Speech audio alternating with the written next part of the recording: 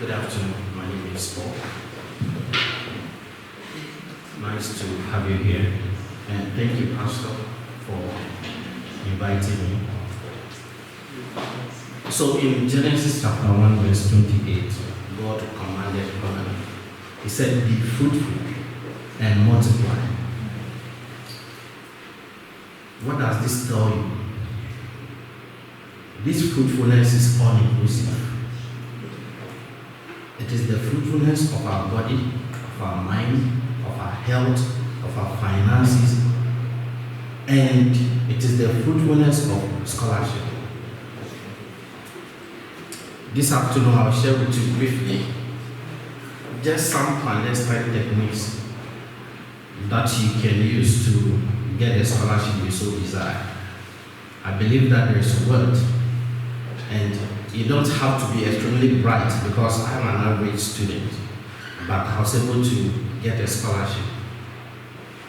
There is money somewhere, there is grace somewhere you can tap into and be fulfilled, so that your dreams, your aspirations will be fulfilled. Praise the Lord. So I'm going to talk briefly about making a decision for further studies. To decide itself is a step towards winning the scholarship, and how to prepare your documents. And sometimes you'll be applying to so many universities without getting any positive news. There are universities that have high acceptance rate all over the world. We will look at those and list of scholarships. These are just going to be synopsis. By the end of the day, I'll provide the entire document with list of universities, list of scholarships that you can apply to. Thank you. Looks. I use the so decision to decide where do you start from. You are done with secondary school, you want to go to the university.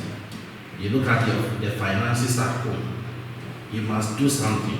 Where do you decide from?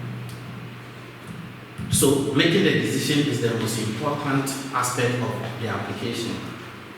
And you will decide which semester to apply to, because there are several semesters to apply to.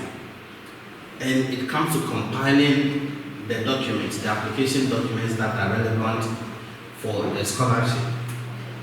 Then you have to go through the period of searching for schools and funding. Then those who will be doing PhD and masters, you would have to contact supervisors. How do you go about those things? So some of the checklists. You want to study abroad, you must have a passport. So by the time you are done with your high school, if the intention is to have further studies abroad, then you have to start acquiring the passport, your academic transcript. It's very important. Almost all the universities or graduate school will require you to submit your academic transcript and your certificate. Then one other aspect is the recommendation. How do you get a recommendation? When at the time you were in school, you have to be recommended. Your character, your behavior in school, in itself will write your recommendation. So when you are in school and you think life is all about passing through and just jiggling around and finishing, you will still have to go back to see a lecturer or your head of department to give you a recommendation. So whatever that you do within that period really matters. Because if you don't have a recommendation, a proper one, a good recommendation, there are a lot of people applying. So committees obeys the selection on recommendation. Some schools will require you to just put in the email of whoever that you want him or her to recommend you. So you wouldn't even see the content of that document. And based on that, decision is made. So you would want to think through your behavior at the point. It is not just about school. Your pastor can recommend you. There is a scholarship here, Christian Young Scholars. You need your pastor or your reverend father to give you a recommendation. Without that, you are not going anywhere. Then your resume or CV. So I was lucky to be part of the committee for the PhD selection in my university.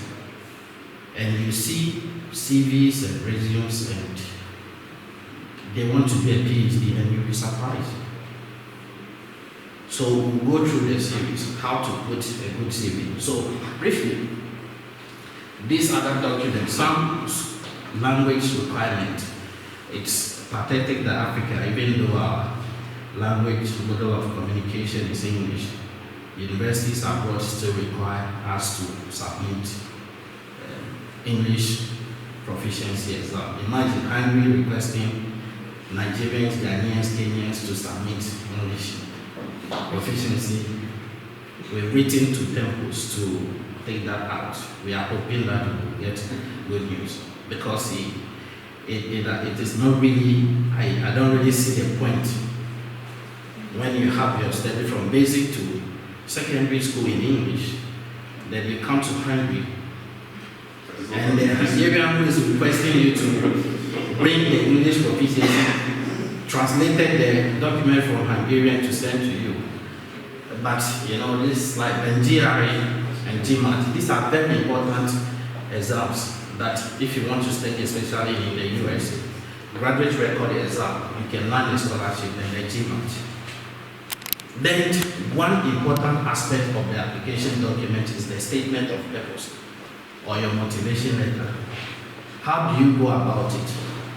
So the statement of purpose describes in details why that university, why that program, and your career goal.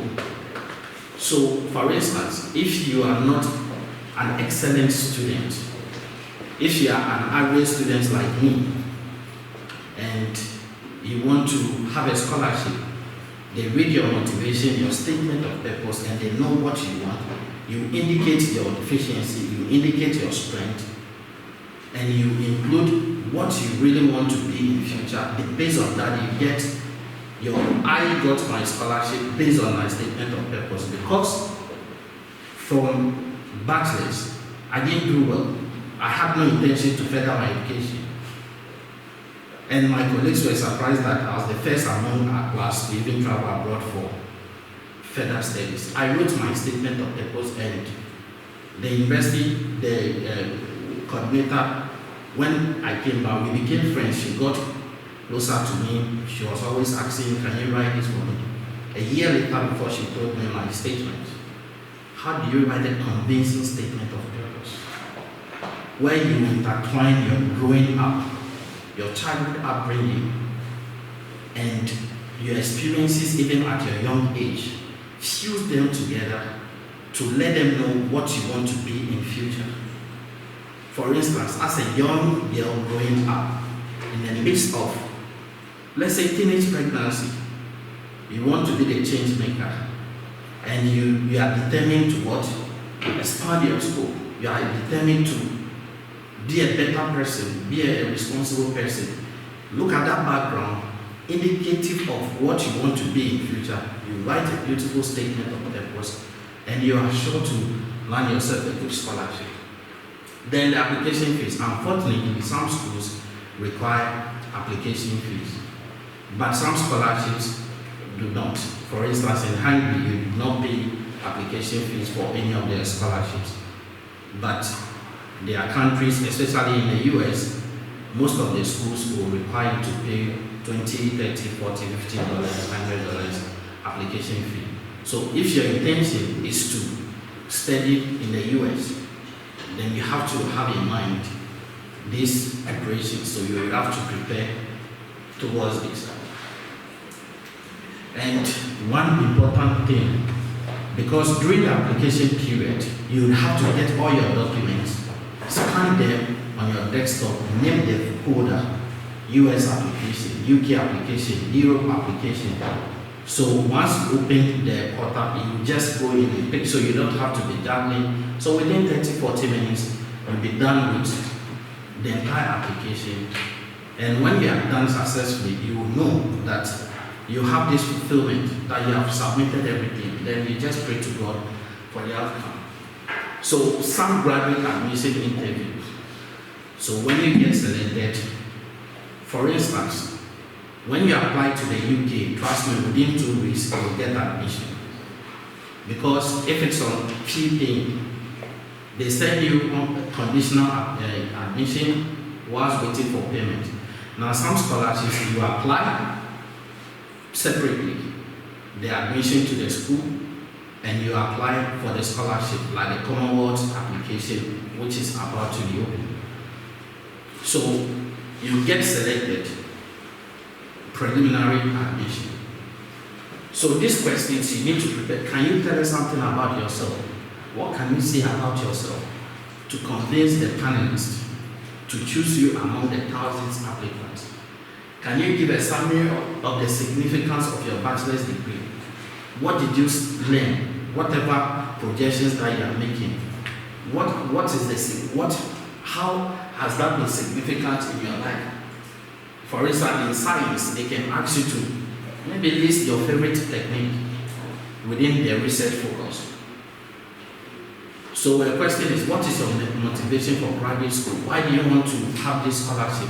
Why do you want to have this master's in this? Why do you want to be a doctor? What is your motivation? Is it about the money? Do you want to save lives?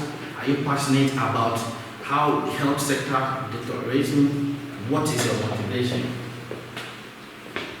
And they can also go ahead to ask you, do you have a research preference? Because during the doctoral admissions, you'll be asked to submit your research proposal. So this research proposal will tailor in what you want to do. And by the end of the 4 years or 3 years, what you aim to achieve. And the doctoral school must be in a position to support or fund you. So you'll be asked all these questions. What relevant skills are you bringing to this university? Granted, you are seeking for scholarship. What meaningful contributions are you going to make, even as a student? Will you be deviant? Are you going to be progressive? Are you going to be a team player within your research team? These questions are all going to be asked. One fundamental question you will be asked: what is your understanding of the research question? What is your understanding of being a fashion designer? What does that make you? How do you see, how do you think this can be valuable to the society? Again.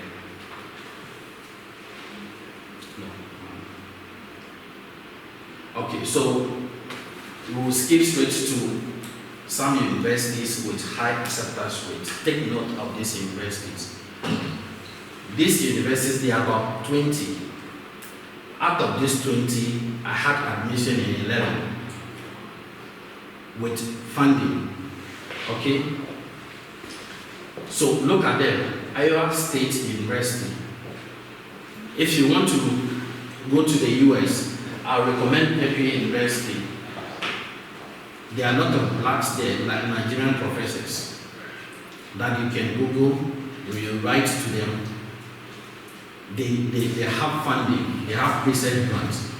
So these universities, apply to any of these universities and you are guaranteed of getting admission. And I have my own university there, the fourth on the list here, Nigerian University of Agric and Life Sciences.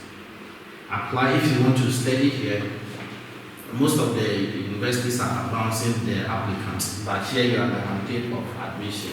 And University of Dundee, if you want to do petroleum, you should consider going to. And if you want to do engineering, mechanical engineering, civil engineering, these universities are good to go. University of Waterloo, if you are good in Agric, you should apply to this university. And business, University of Melbourne, you get. The Australian National University has a very good medical program with funding. So you want to, and the application is free. You don't pay the application. So, and Queensland also, we have one of our former colleagues who studied in Queensland. He was in Godolo. He is now lecturing there. So you can consider that university. So these universities, you are guaranteed of admission. if you have your documents put together, your statement of purpose and everything put together. So briefly, these scholarships are available. Some will start from the 5th of September, and I'll make available, these are links. So if I drop the PTT, you can just click and you go directly into the platform. The Fulbright scholarship comes with a very good funding, especially for ladies. So take advantage of this. And this scholarship for women, you are guaranteed of admission if you are from the STEM background, especially for the second one on the list, scholarships for women. I've gone through all of this, and especially those from Ukraine, if you want to continue your studies there, you can choose any of these universities. These ones are in the US, the Canadian scholarships are also here. The University of Waterloo is a combined application, so you do not do separate application. It's just one structured platform. You apply and you are considered for the scholarship. So this document here, there are scholarships that are yet to be effective. So the applications, some will start by 3rd of September through to November, December. Then the number 10 on the list is the Stipendium Hungaricum, the scholarship that I am having. So I came in 2016 to do my master's. So the good thing is, if you are an average student, you don't need to be excellent. Look, it's good to be excellent. If A is there, go for it. Grab the A. But don't let that distract your social life, your spirit life. Don't let anything. So just be disciplined, study hard. I came in 2016, I was done in 2018. And I got accepted for the PhD in 2018. I declined because I didn't want to do it. I wanted to go home. I spoke to Pastor. Pastor said, hey, that you're supposed to be here. I stayed. And I said, okay, let me just go. In fact, I didn't want to. I got another scholarship in the UK. But I went, spent a couple of months there. I came back. I said, how did these people survive in England? I came back, asked Pastor. I can't. And you will get the money, but it doesn't. So I'm just here. I'm comfortable here in my own way, you know. So the Stipendium Hungaricum will be open in November. I'll encourage you to do the application. And one beautiful scholarship is the Erasmus. The Erasmus scholarship is European funded scholarship that you can use to travel around Europe. So this scholarship, if you get it, you are entitled to go to about 4 universities. So you end up having about 3 certificates from different universities, fully funded. So take advantage of this and do the applications. Okay. So the scholarships continue. If you want to go to Asia, we have scholarships in China. If you want to go, you can. In Japan, you can go. In Australia, we have very beautiful scholarships with a lot of money that you can even build your business whilst in school. So the scholarship, the purpose of the scholarship is for you to have enough. Because, for instance, if you are doing a master's after your bachelor's and your colleagues are working, within that 2 years and you are getting funded, it means that you should be in par with your colleagues when it comes to finances. And when it comes to intelligence, you are ahead, not demeaning anybody. So by the time you are done with your PhD, you should have enough resources to go into research. So you have to target scholarships that are funded. In fact, there are scholarships that are chaotic, that can lead you to the devil straight. Because if you go for scholarship that your government is supposed to sponsor and they fail to fulfill the obligation they are doing, you end up doing all sorts of things. We have people who came on government scholarships from Africa and they don't pay. If they don't pay and you are not getting the fees paid, the schools will withdraw you.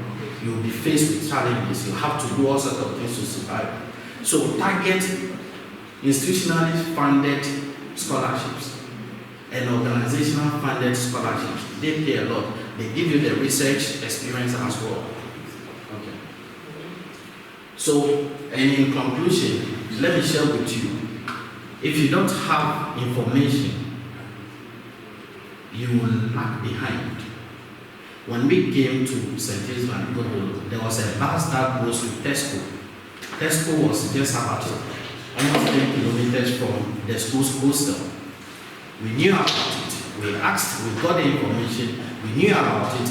We were always going, we would go with the bus. And we had our police from Mongolia who didn't know. They were always walking.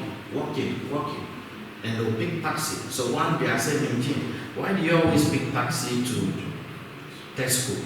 He said, because it's too far, she doesn't want to walk. And I said, but there's a bus. There's a bus that goes there free of charge. He said she didn't know. And I told her. So for about 3 months, she was paying for taxi. Seek information. Some of you from Ukraine, you are here, you will be paying for rent. There are others since March did not pay for rent. They are living free, they are getting help because you do not seek information. Finally, your network is your word. Build networks, be open-minded, live exemplary life, be responsible, and trust in God. He will see you through. You put a smile on your face. Thank you very much for that.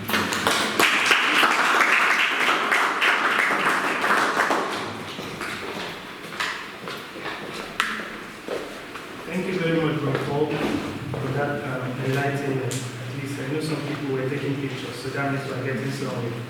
And now we're going to bring on someone very special. And he's going to be talking to us about global entrepreneurship opportunities.